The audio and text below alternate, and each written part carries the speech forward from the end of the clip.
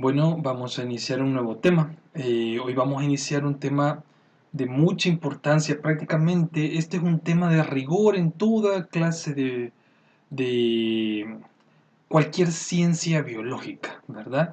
Vamos a hablar, a iniciar a hablar con respecto a una proteína que son tan importantes, pero vamos a iniciar desde lo más fundamental que son los bloques, por así decirlo, el alfabeto. Si la proteína es un lenguaje, el alfabeto sería específicamente estos aminoácidos. Y vamos a comenzar a hablar de aminoácidos en esta clase. De la misma forma, la bibliografía para esta clase toda está fundamentada en el capítulo 3 de los principios de la bioquímica de Leninger. Específicamente en el capítulo 3, no es todo el capítulo 3, sino es la sección 3.1, que es la sección de aminoácidos. Ahí pueden, para efectos de evaluación, les repito siempre, para efectos de evaluación, va a ser imperativo que ustedes se adhieran a la bibliografía del libro, o sea, que lean el libro, porque hay muchas cosas, algunas cosas que no se pueden explicar acá, ¿verdad? En la clase, que ustedes pueden muy bien estudiar del libro. Así que por favor, también échenle una ojeadita al libro. Bueno, vamos a hablar un poco respecto a la importancia de aminoácidos, péptidos y proteínas y la relación que hay entre estos. Solo así brevemente, todos sabemos de que prácticamente existen una gran cantidad de proteínas producidas en una sola célula. Existen miles de proteínas diferentes sintetizadas por una misma célula para la misma funcionabilidad de esta o para funcionabilidad del organismo. Podemos decir que a partir de los bloques estructurales que son los aminoácidos que confieren todas sus propiedades para enlazarse unos con otros a través de enlaces covalentes para formar un enlace tipo amida desde el punto de vista orgánico, un enlace tipo amida, pero se van formando muchos, ¿verdad? Entonces, existe un sinfín de posibles estructuras proteicas que se pueden formar de la unión de diferentes formas que se puede unir un aminoácido, los aminoácidos, para conformar una proteína.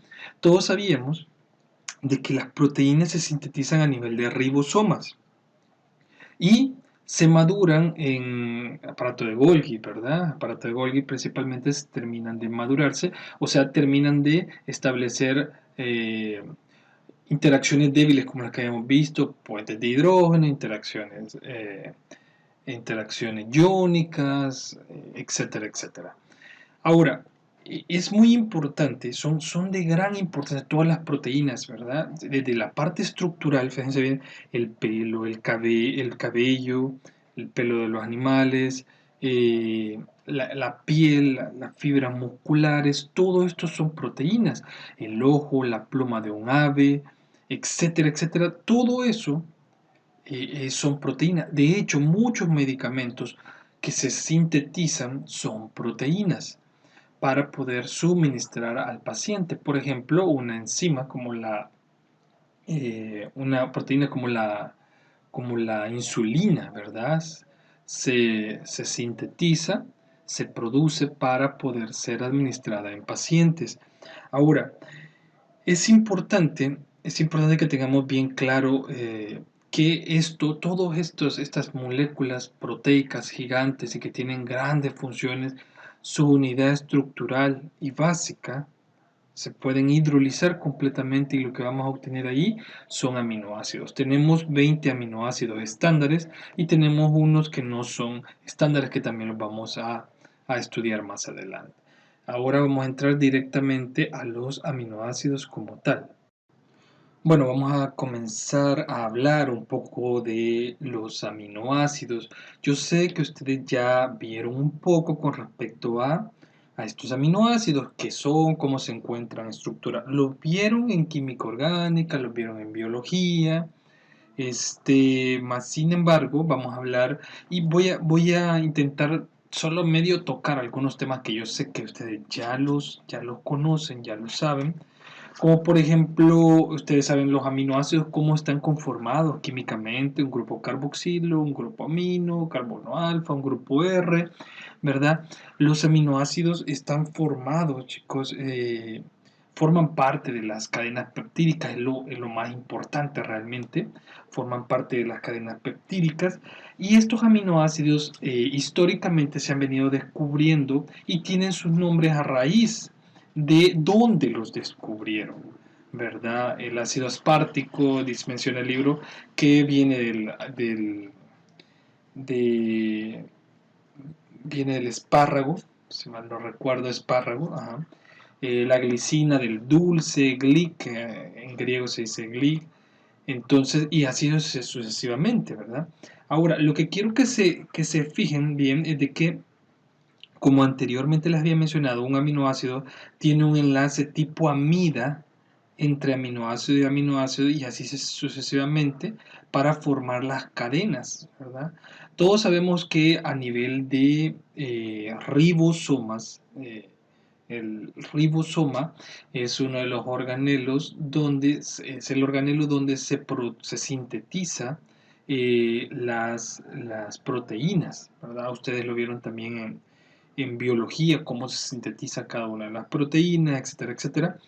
Y después viaja al aparato de Golgi para establecer todas las configuraciones, si va a ser secundaria, terciaria, cuaternaria, la molécula a través de las interacciones débiles que hemos dicho, puentes de hidrógeno, interacciones de Van der Waals, interacciones iónicas, etcétera, etcétera.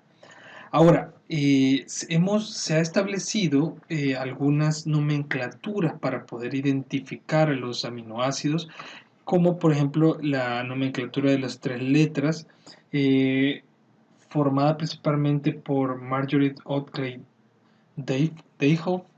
Ella fue la fundadora de la bioinformática y por lo tanto se le dio el honor de poder clasificar estos aminoácidos con tres letras para no colocar todo el nombre, ¿verdad?, del aminoácido, sino con tres letras poderlo clasificar. También se ha establecido un símbolo de los aminoácidos. Eso tiene una lógica, porque algunos tienen por ejemplo, va por letras y algunos tienen la misma letra con la cual inician, se la cambian, dependiendo si es el más abundante, se va a llevar la letra que naturalmente lleva él, y si no, se le va agregando otro tipo de letra que también lo vaya representando. Eso es muy, muy, muy importante. También otra cosa a destacar es de que los aminoácidos, lo que les decía, tienen un grupo carboxilo, un grupo amino, un carbono alfa, un hidrógeno y el R, que aquí es la alanina, es un CH3, pero este R es el que va a variar, es el que varía eh, de un aminoácido a otro. Todos, a excepción de la glicina, presentan un centro quiral. Ustedes ya saben que es un centro quiral, un carbono, no necesariamente un carbono, tiene que ser un átomo, que puede ser carbono, nitrógeno, creo que azufre, que está unido a diferentes grupos, a 4 diferentes grupos. Entonces, estamos frente a un carbono quiral, en este caso centro quiral, y ese centro quiral, ustedes saben, ustedes lo vieron también, no solamente en aminoácidos, sino también lo vieron quizás más extendidamente en química orgánica, lo vieron en carbohidratos, se utiliza mucho en carbohidratos, alguna configuración absoluta por el sistema D y L. El sistema D y L es muy, muy importante, ¿verdad?, para denominar en bioquímica, por lo general, cuando un químico sintetiza, por lo general sintetiza una mezcla racémica. Ustedes ya saben que una mezcla racémica, tanto de L y D, puede ser el 50-50, pero la naturaleza, por así decirlo, la biología, es tan específica que la gran mayoría de aminoácidos son aminoácidos con estereoisomería L. No tanto, solo algunas raras moléculas proteicas tienen aminoácidos D, pero por lo general la gran mayoría son L, ¿verdad? Son L. También podemos definir esto como R y S, si se recuerdan. Podemos definirlo como R y S a través de un sistema RS que le daban ustedes prioridad, ¿verdad? A los grupos, y al darle la prioridad a los grupos, ustedes podían decir que si va de mayor prioridad al de menor prioridad, si va a favor de las aguas del reloj era R y si va en contra era S, ¿verdad? Entonces todo eso no hay que olvidarlo. Se los menciono así brevemente porque sé que ustedes ya lo conocen, y es eso que sea R, S, L o D es muy importante en la parte bioquímica, porque eso puede hacer de que una molécula proteica tenga actividad o no tenga actividad. Si le cambiamos un aminoácido de esto a una proteína, que el aminoácido naturalmente era L y le introducimos un D, inmediatamente pierde toda la actividad biológica o pueda tener otra actividad muy diferente o tal vez levemente diferente a lo que es en sí esa actividad proteica, ¿verdad? Esa actividad proteica. Estas cosas las tienen que tener bien claro desde ya. Bueno, hoy vamos a ver un poco con respecto a la clasificación según el grupo R de estos aminoácidos, y tenemos varias clasificaciones. Fíjense bien, podemos clasificarlo como lo único que varía es el grupo R. Ese grupo R me puede dar características de un aminoácido apolar o un aminoácido polar. O sea, fíjense bien, aún hasta la ubicación de donde se encuentra determinados aminoácidos dentro de una proteína es importante pensarlos, porque, por ejemplo, a una proteína que esté en medio acuoso, todos los aminoácidos polares que constituyen ese péptido, esa proteína, todos los aminoácidos polares van a estar expuestos con el agua, pero los aminoácidos apolares van a estar no expuestos al agua.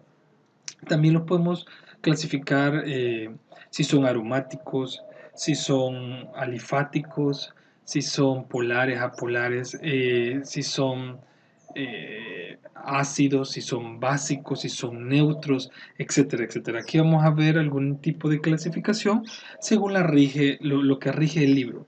Y dice que la primera clasificación es los grupos R alifáticos, pero que tienen naturaleza apolar, o sea que no son polares, son apolares. Por ejemplo, acá vemos todos, el grupo R está en este color, ¿verdad? Como rosado. Y podemos ver que está la glicina, alanina, prolina, valina, leucina, isoleucina y la metionina. Se menciona que la alanina, la valina, la leucina y la isoleucina, estos tienden a asociarse, cuando están cerca en una proteína, tienden a asociarse, y ese grupo R tiende a unirse por interacciones hidrofóbicas, tiende a unirse. También podemos observar acá a la prolina, miren, es muy característica esta prolina, la cual tiene un anillo cíclico, un nitrógeno de imino, ¿verdad? Un grupo secundario imino. Ese grupo secundario imino permite que lo que provoca es que tiene una conformación un poco más rígida de lo normal, y eso disminuye la flexibilidad estructural de las regiones polipeptídicas que contiene ese aminoácido. O sea que esa parte del polipéptido donde se encuentre un aminoácido de prolina va a tener, por el grupo imino, va a tener esa rigidez estructural, ¿verdad? Esa rigidez estructural. Miren la metionina es un aminoácido que contiene azufre, ¿verdad? Específicamente con un enlace de tipo tioéster, si se dan cuenta, un enlace tioester polar en esta cadena. Y de último les quería mencionar, por ejemplo, estos todos tienen cadenas alquílicas, ¿verdad? Ramificadas, mientras hay unos que son más ramificados, otros menos.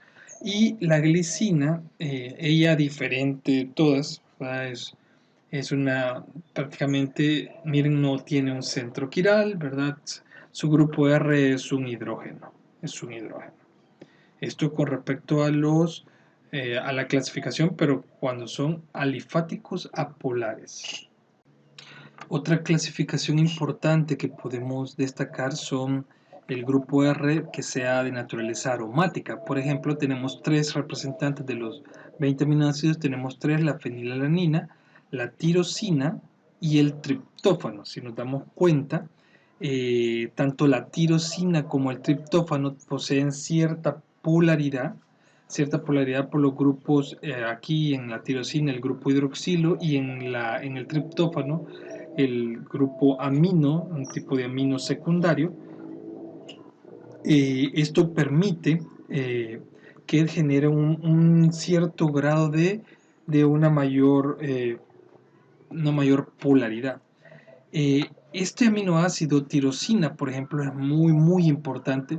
Más adelante ustedes van a ver algunas enzimas tirosincinasa, le dice, y viene, por lo general en bioquímica eso es bien bonito, que las palabras vienen de donde procede, la tirosincinasa, porque tiene un residuo tirosina al final de un segmento de la proteína, y esa tirosina es la que se fosforila, y bueno, más adelante ustedes lo van a ir viendo. Entonces es muy importante, además de que estos, como son aromáticos, si ustedes se recuerdan de clases de química, análisis orgánico, estructural, ahí les hablaban de radiación ultravioleta, y en esas radiaciones ultravioletas ustedes se van a dar cuenta de que los grupos que tienen enlaces conjugados tienden a absorber la radiación ultravioleta, y justamente los anillos aromáticos son especialistas en absorber radiación ultravioleta justamente por su sistema conjugado, mientras que la tirosina y el triptófano absorben más radiación ultravioleta, también la fenilalanina, pero en un menor grado.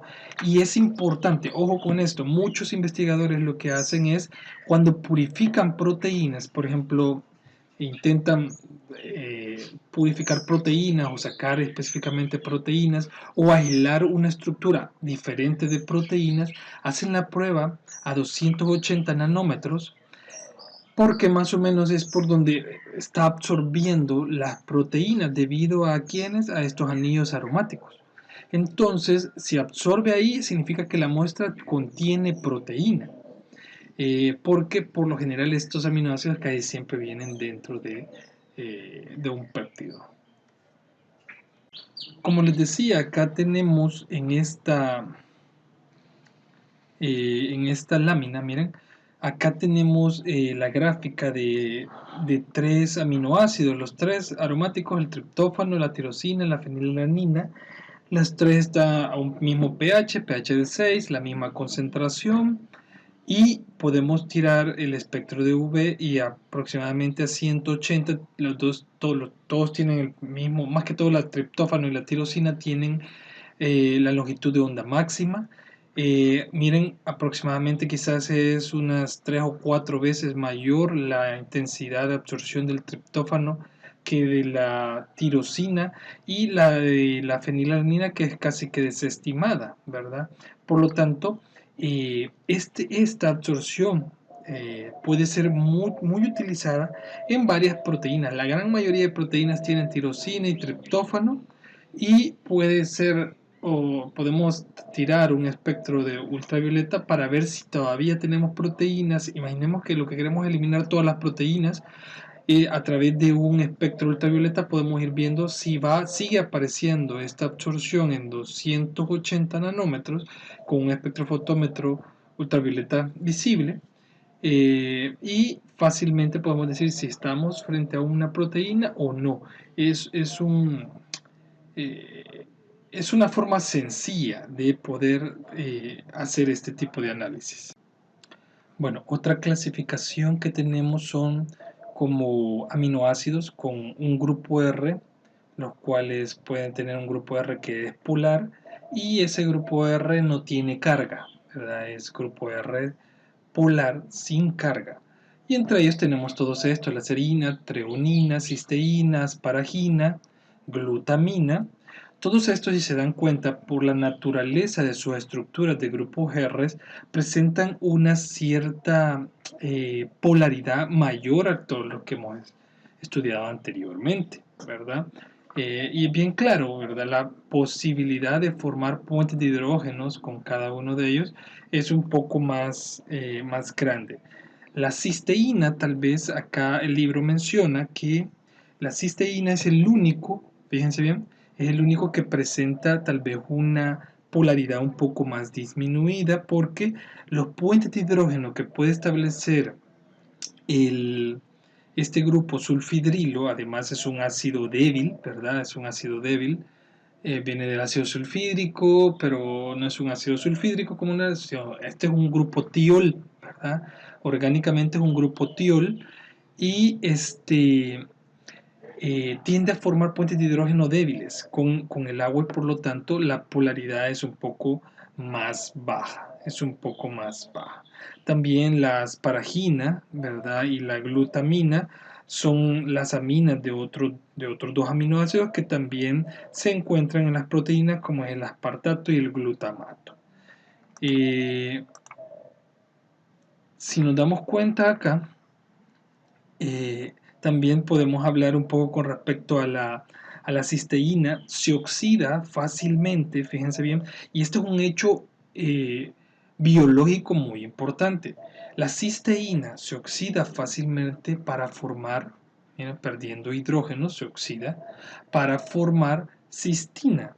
Esta cistina es un aminoácido dimérico eh, unido covalentemente y es muy importante porque estos residuos de aminoácidos por presentar estos enlaces disulfuros son muy fuertemente son fuertemente apolares, ¿verdad? Estos residuos son muy hidrofóbicos, son apolares y presentan ciertas características importantes principalmente en determinadas proteínas.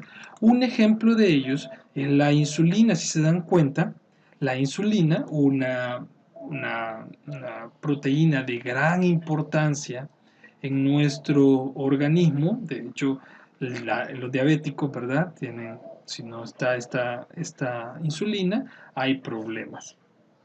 Eh, si se dan cuenta, forman estos enlaces disulfuros, formando prácticamente una estructura muy parecida a la cistina, si desapareciéramos todas las demás estructuras de la proteína, ¿verdad? Igual acá, que esto es muy importante para el buen funcionamiento de ellos. Ahora hemos visto todos los aminoácidos estándares. Hoy vamos a hablar un poco con respecto a los aminoácidos los cuales no son estándares, que ya varían. Se encuentran en menor proporción, ¿verdad? Y pueden contener residuos creados, fíjense bien, estos son residuos creados por modificación de residuos estándares, o sea que a partir de los residuos estándares que ya están incorporados en una proteína, puede existir una modificación y formar finalmente un aminoácido no estándar. Por ejemplo, la 4-hidroxiprolina, la 5-hidroxi, la 4-hidroxiprolina, por ejemplo, deriva de la prolina. Eh, este aminoácido se encuentra principalmente en la pared celular de muchas plantas y también la 5-hidroxilisina deriva de la lisina, ¿verdad? Y estos dos, tanto la 4-hidroxiprolina como la 5-hidroxilisina, estos dos forman parte del colágeno, de la proteína del colágeno. La 6N-metilicina es un constituyente de una proteína, la cual es la miosina, es una proteína la cual se encuentra principalmente en el músculo esquelético, no es en el liso, puede estar en el músculo esquelético o el cardíaco. También tenemos a la gamma carboxiglutamato, que se encuentra en muchas proteínas, principalmente en la protombina, que interviene principalmente, es una proteína que se encuentra en la cascada de coagulación. Cuando les digo la cascada de coagulación más adelante, es cómo es de que el cuerpo, esa cascada de coagulación es una serie de reacciones con las cuales el cuerpo produce un tampón plaquetario. Cuando nos herimos, necesita formar un tampón plaquetario para detener el flujo sanguíneo, que siga desangrándose el organismo. Y una proteína muy importante de toda esta cascada es la protombina, y este gamma carboxiglutamato forma parte de esa. También tenemos otro aminoácido no estándar, como es la desmosina. Ese es un aminoácido bastante complejo. Si se dan cuenta, tiene cuatro residuos diferentes de lisina, y se encuentra en las proteínas de la fibrosa y la elastina. En las proteínas fibrosas y las proteínas elastinas se encuentra este tipo de aminoácidos no estándares. Y también tenemos a la selenocisteína, que son un caso muy especial, ¿verdad? Son casos bastante raros. Estos no se sintetizan a partir de otros aminoácidos, sino que son introducidos durante la síntesis de proteínas, específicamente por una adaptación que no es tan frecuente en el código genético. Y eso promueve la formación de selenocisteína. Esa selenocisteína, miren, tiene selenio, por eso selenocisteína, porque tiene este selenio. Además tenemos otros tipos de aminoácidos, ¿verdad? Algunos de los residuos de aminoácidos de una proteína pueden ser modificados de forma transitoria, fíjense bien, de forma breve, transitoria, para alterar la función de una proteína. La adición de grupos, ya sea estos fosforilos, metilos, grupos adenilos, acetilos, etcétera, etcétera, eh, pueden aumentar o disminuir la actividad de una proteína. Entonces, se puede fosforilar una proteína. De hecho, lo van a ver más adelante. De hecho, una de las formas para activar una enzima o una proteína es fosforilarla. Y es muy, muy clásico, ¿verdad? Entonces, la fosforilación, como les menciono, es la más habitual, ¿verdad? Es la esterreguladora, que consiste en modificar covalentemente a las proteínas. Se han descubierto aproximadamente, dice el libro, que aproximadamente unos 300 aminoácidos, y fíjense bien, pero de ellos quizás la ornitina y la citrulina, perdón, son importantes porque forman parte del intermediario metabólico en la biosíntesis de la arginina y del ciclo de la urea, ¿verdad? Un ciclo de la urea, el ciclo donde se degradan los aminoácidos hasta formar urea, ¿verdad? Y poderlo eliminar por la orina. Más adelante vamos a ver cada una de ellas. Bueno, acá solamente para medio amplificar lo que ya les había comentado, a través de un espectrofotómetro ultravioleta visible podemos estudiar muchas biomoléculas, entre ellas las proteínas, que pueden ser identificadas y cuantificadas a través de la ley de Livermore, de la ley de Beer, perdón, la ley de Beer. Entonces pueden cuantificarse, y además por cómo se forma el espectro de absorción, podemos determinar si podemos identificar si absorbe a determinada longitud de onda, como lo que nosotros hayamos estudiado, 280 las proteínas absorben. Entonces puede ser muy, muy importante valorarlo. También es importante que vayamos analizando a los aminoácidos y su forma como iónica. Yo sé que ya también han visto este término, ion, pero fíjense bien, los aminoácidos tienen tanto un grupo amino como un grupo carboxilo, el cual puede actuar como un ácido o como una base. De hecho, el grupo carboxilo es un ácido y el grupo amino es una base, ¿verdad? Ustedes ya lo estudiaron en química orgánica. Ahora, normalmente en una solución, esta es la forma no ionizada, ¿verdad?, del aminoácido. Esta sería la forma ionizada de un aminoácido. Y esa forma ionizada significa que en cualquier momento este puede actuar como un protón, o sea, puede liberar puede actuar como un ácido liberando un protón, o puede actuar como una base aceptando ese protón.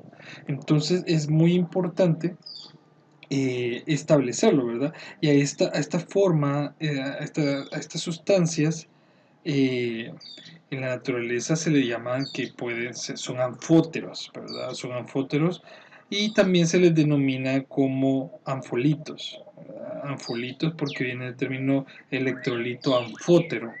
Entonces eso es muy muy importante porque puede, como les menciono, puede actuar como ácido o puede actuar como una base.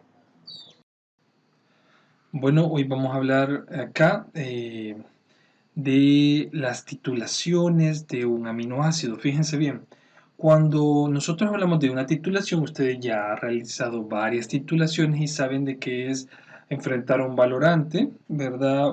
Una solución valorante frente a una muestra. Eso podemos encontrar concentraciones, podemos graficar los datos que tenemos ahí. Y lo que se hace cuando tenemos un aminoácido, cuando tenemos este aminoácido sabemos de que tiene un grupo amino y un grupo carboxilo, y dependiendo de qué tipo de aminoácido es, vamos a ver el grupo R, que presenta, en este caso, para simplificar, han colocado en el libro el aminoácido glicina, el más sencillo de todos, y lo que se hace ya en el laboratorio es preparamos una solución de una concentración determinada del aminoácido, y lo que se hace es agregar un ácido, puede ser a través de un ácido mineral, por ejemplo ácido clorhídrico, una solución de ácido clorhídrico, se baja ese pH, se está agitando constantemente con un pHímetro, se está midiendo, se baja, gota a gota va a 1, gota a gota el ácido se baja casi a 1, por ejemplo, un poquito más abajo de 1, y eso es lo que han intentado hacer acá. Luego se comienza y se tiene una bureta, o en efecto puede ser una jeringa, ¿verdad? Gota a gota. Vamos agregando los ml de hidróxido de sodio, que es el valorante más conocido, ¿verdad? Entonces, poco a poco ese pH va a ir aumentando por el hidróxido de sodio y va a ir construyéndose un tipo de gráfico que es este. Puede variar, pues, como les repito, por el grupo R, pero si no tiene ningún grupo ionizable aparte del grupo amino y el carboxilo que ya forma parte del aminoácido, tendrá una estructura más o menos con esta naturaleza. Ahora, si se dan cuenta, aquí se encuentra pH muy bajo, este aminoácido, vamos agregando hidróxido de sodio, y lo que pasa es lo que veíamos anteriormente, si se recuerdan, en las curvas donde se hacía una región de tamponamiento. Esto celeste es el pH, estas dos esquinas de pH son el pH de tamponamiento que logra obtener.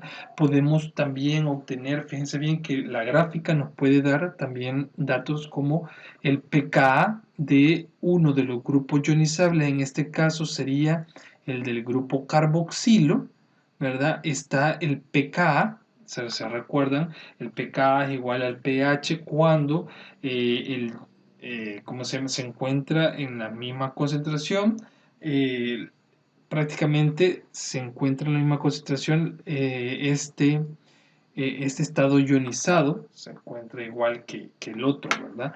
Pero En este caso solo estamos viendo justamente el del grupo carboxilo. Y otro nos da el punto intermedio de la valoración, que sería este. Miren, empieza a subir, agregamos un poquito de hidróxido, se dispara el pH y llega nuevamente a una región donde vuelve, ojo, vuelve a establecerse un parámetro de regiones de tamponamiento.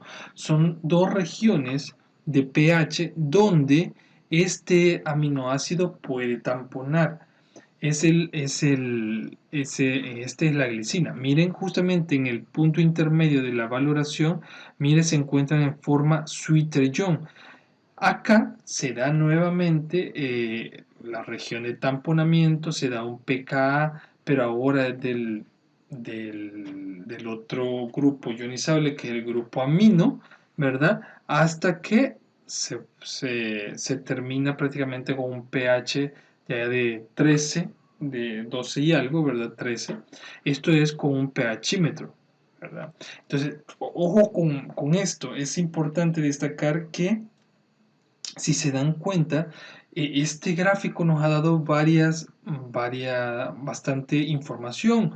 Nos ha dado los pKa de los grupos ionizables, nos ha dado un punto el punto intermedio de la valoración, y también nos da las regiones. Miren, nos da las regiones donde puede este aminoácido tener efecto de tamponamiento, ¿verdad? Efecto de tamponamiento. Cuando les menciono efecto de tamponamiento, significa que es la región donde este aminoácido, que podemos agregar pequeñas cantidades de hidróxido de sodio o de ácido, y lo que va a generar es de que va a variar, pero muy levemente, el pH, que es uno de los sistemas, como anteriormente les mencionaba, muy importante dentro del cuerpo humano. Ojo acá también. Por ejemplo, este aminoácido, si se dan cuenta, la glicina, no es muy bueno para un pH, por ejemplo, sanguíneo, que es de 7,4, ¿verdad? No tiene ese poder justamente para tamponar en, a nivel de intracelular, por ejemplo. Es un ejemplo. Bueno, en esta lámina lo que quiere expresar el libro principalmente es la razón por la cual cambia el pKa de un grupo carboxílico normal, que no es un aminoácido, con respecto al grupo carboxílico de un aminoácido, y el grupo amino, que no es de un aminoácido, sino es de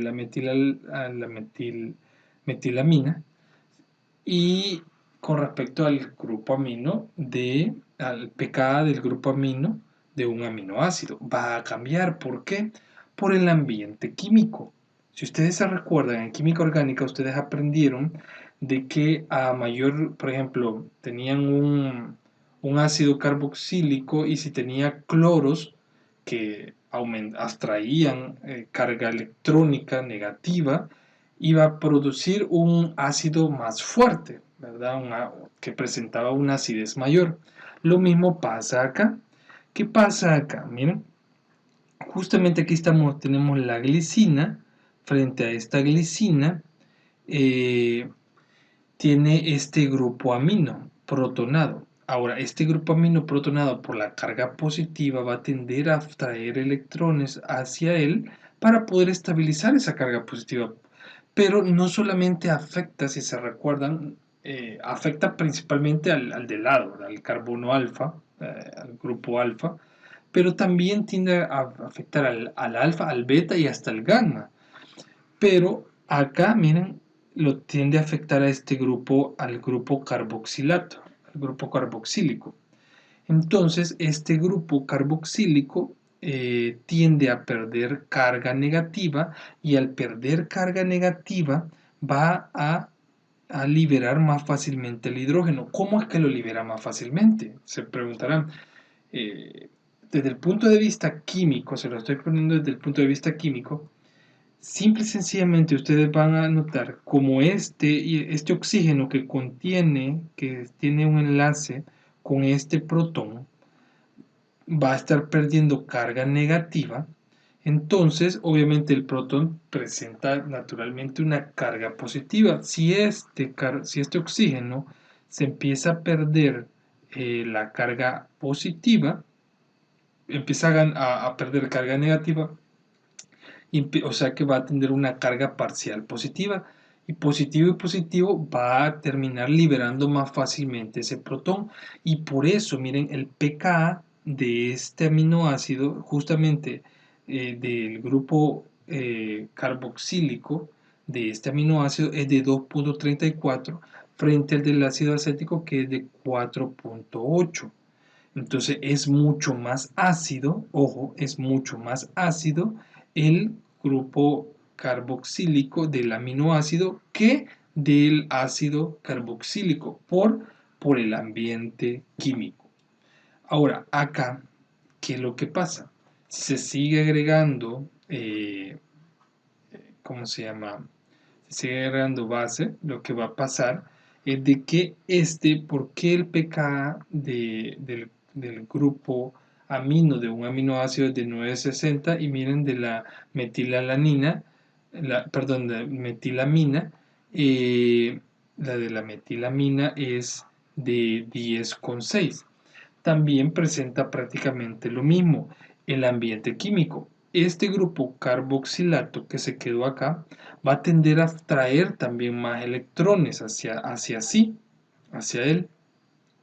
Y al atraer más electrones va a atraer un poquito más de densidad electrónica en el átomo de nitrógeno y por lo tanto va a liberar más fácilmente un protón y por ende el pKa va a ser un poco más bajo, por lo tanto va a tener una acidez más alta que el de un grupo amino que no presente ningún ambiente químico que lo esté afectando así de una forma más grande.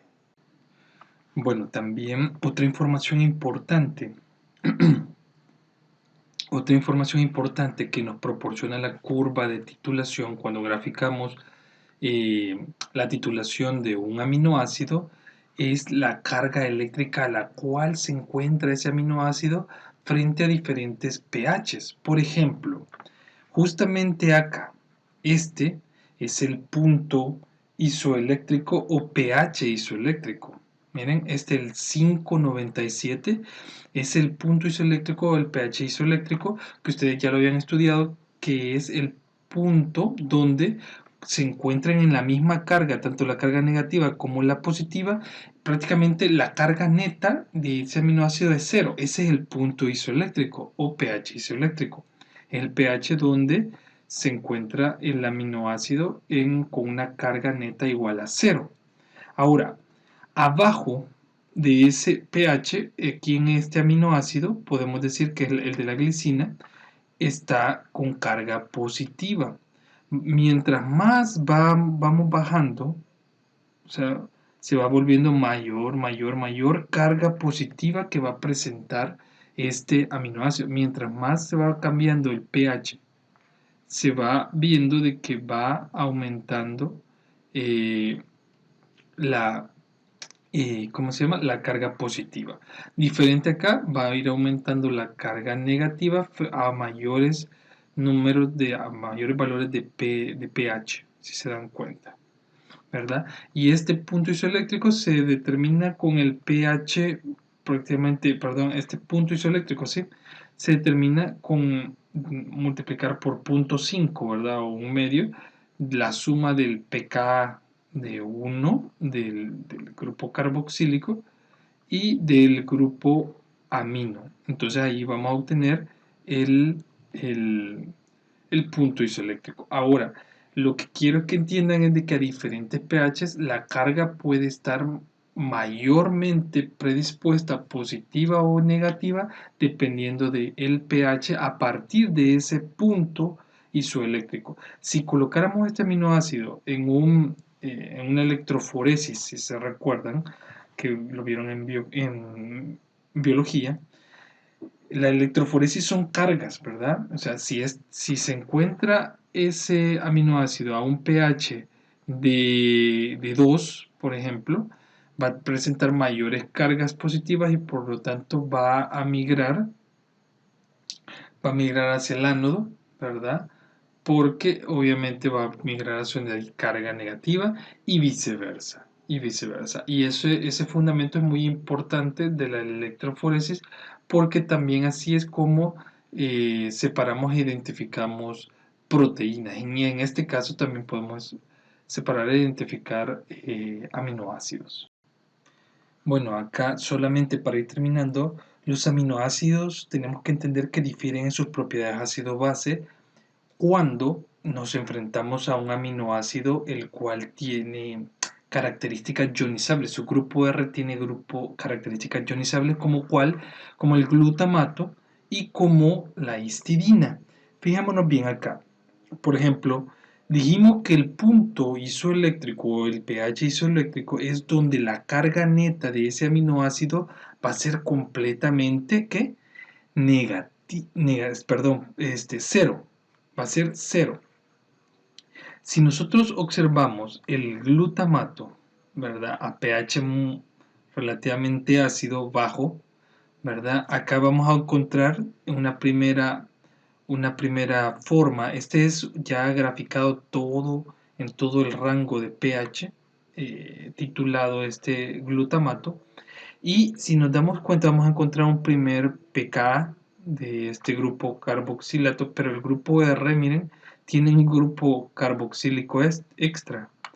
Por lo tanto, luego el punto isoeléctrico se va a dar en un determinado nivel cuando justamente acá en el pH a pH de 4,25 vamos a tener el segundo pKa que va a ser el que neutralice la otra carga. Aquí tenemos solo carga positiva si nos damos cuenta porque tenemos muchos protones, está muy ácido, ¿verdad? Empezamos a basificar un poco a poco y se queda en un momento el pKa de este grupo carboxilato y luego obviamente pasa a un estado del punto isoeléctrico que no tiene carga, luego sigue titulándose hasta que llega a otro pKa, el cual es de 4,25. Fíjense bien, justamente acá está este punto isoeléctrico. ¿Por qué lo denominamos aquí? No, miren, hasta acá tenemos el otro punto isoeléctrico, pero este es del grupo amino. Ahora, ¿por qué el pKa del grupo amino? El punto isoeléctrico lo tomamos de estos dos pKa, miren. El promedio de estos dos, como hacíamos anteriormente, solo que allá en el de la glicina fue muy sencillo, ¿verdad? Porque solamente colocábamos los dos pKa que teníamos, pero acá justamente vamos a colocar este pKa y los sumamos y los dividimos entre 2 y nos va a dar un punto isoeléctrico de 3,22, que es justamente el punto donde el valor de la carga, fíjense bien, va a ser igual a 0. Diferente el de la histidina, ¿verdad? Acá el punto, tenemos un pKa, miren, un pKa de 1,82, que es el del grupo carboxilato, ¿verdad? Un pKa. Después tenemos un pKa en 6, miren, un pKa en 6. Por eso la histidina puede trabajar en muchos ambientes celulares, por ejemplo, porque tiene un pH cerca de la neutralidad, que ya dijimos que los aminoácidos están muy, muy, eh, se encuentran justamente en ese rango, por lo general, ¿verdad? Fijémonos acá, la histidina acá tiene dos cargas positivas porque está a un pH muy ácido, ¿verdad? Están protonados los dos grupos.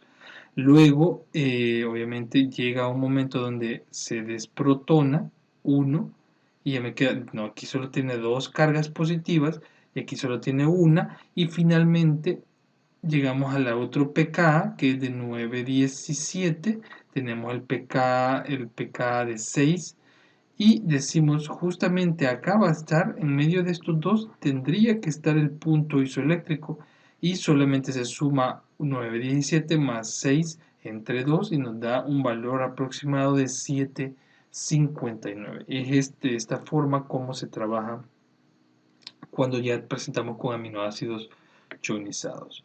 Vamos a llegar hasta acá. Muchas gracias por la atención. Feliz día, chicos.